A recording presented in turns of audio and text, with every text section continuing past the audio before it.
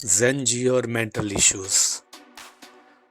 इस वीडियो में 5 simple hacks बताऊंगा जो which will overcome anxiety, depression and panics in Gen Z. आज की फास्ट पेस्ड डिजिटल दुनिया में ज़ेन जी सबसे ज़्यादा प्रभावित जनरेशन है। लगातार social media scrolling, peer pressure, career competition and uncertainty की वजह से एंजाइटी, डिप्रेशन और पैनिक अटैक्स बहुत आम हो गए हैं। लेकिन अच्छी बात यह है कि कुछ आसान स्टेप्स अपनाकर इन मेंटल और इमोशनल चैलेंजेस को काफ़ी हद तक मैनेज किया जा सकता है। पहला स्टेप ये है कि आप कुछ ब्रीदिंग टेक्निक का अप्लाई करें। ये बहुत सिंपल होती है yet it is very very powerful. Anxiety और पैनिक के समय हमारी ब्रीदिंग पैटर्न तेज और उथली हो जाती, शैलो हो जाती है। इससे दिमाग को ज़्यादा स्ट्रेस सिग्नल्स मिलते हैं।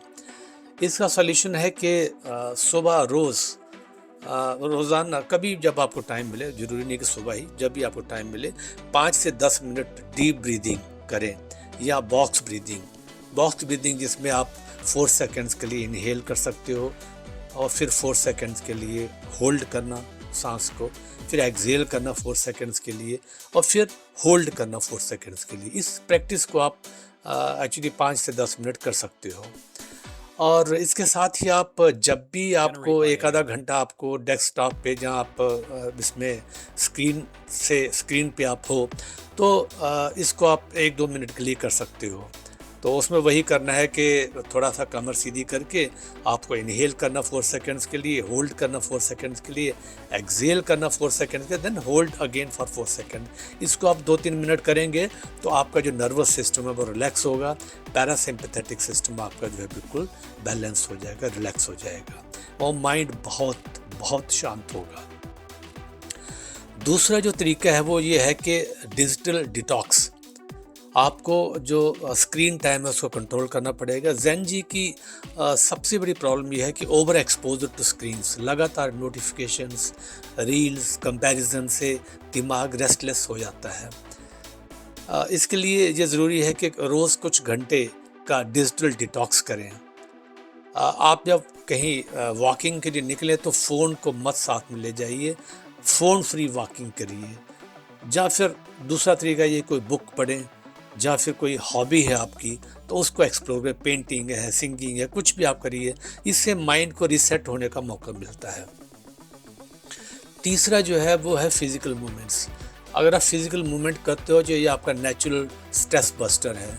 सीडेंटरी लाइफस्टाइल मेंटल इश्यूज को बढ़ाता है और if there is a lack of physical activity, depression and anxiety का ये चीज़ें बढ़ सकती हैं। तो आप डेली 15 से 20 मिनट योगा, रनिंग, डांस या जिम वर्कआउट कर सकते हैं। एक्सरसाइज से एंडोर्फिन रिलीज होते हैं जो मूड को अपलिफ्ट करते हैं और स्ट्रेस हार्मोन्स को कम करते हैं। चौथी जो सबसे बड़ी बात है जो ये ज़ेन जी कर सकते हैं वो ये है कि जर्नलिंग और पॉजिटिव सेल्फ टॉक। क्योंकि नेगेटिव थॉट्स लूप ये चलता रहता है जो ज़ेन जी के अंदर, ये डिप्रेशन को और गहरा कर देता है। अगर इन्हें अगर बाहर निकाला जाए तो माइंड हल्का हो सकता है। रोज़ 10 मिनट आप जब 5 मिनट जर्नलिंग कर सकते हो, अपने थॉट्स को, अपनी फीलिंग्स को लिखें किसी डायरी पे, किसी नोटबुक पे, और साथ ही कुछ पॉजिटिव अफर्मेशंस जैसे I am in control of my mind, I am strong, इस तरह की कुछ पॉजिटिव बातें जो है वो रिपीट करें। इससे सेल्फ बिलीव आपका बढ़ेगा, क्लैरिटी बढ़ेगी। पांचवा जो सबसे बढ़िया है वो है कि if you are not able to control yourself, ये मेंटल इश्यूज जो है, तो आप you seek support because you are not alone, there are many people like this. सबसे ज़रूरी है समझना कि मेंटल हेल्थ इश्यूज कोई कमज़ोरी नहीं है।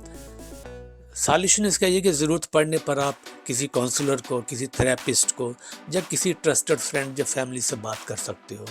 ग्रुप डिस्कशंस या सपोर्ट कम्युनिटीज़ को ज्वाइन कर सकते हो। शेयरिंग से क्या होता है कि it reduces half of the burden and give new perspectives. So finally निष्कर्ष इसका ये है कि ज़ेन जी के पास अपार एनर्जी और क्रिएटिविटी है, लेकिन मेंटल हेल्थ इश्यूज उस एनर्जी को ड्रेन कर देता है।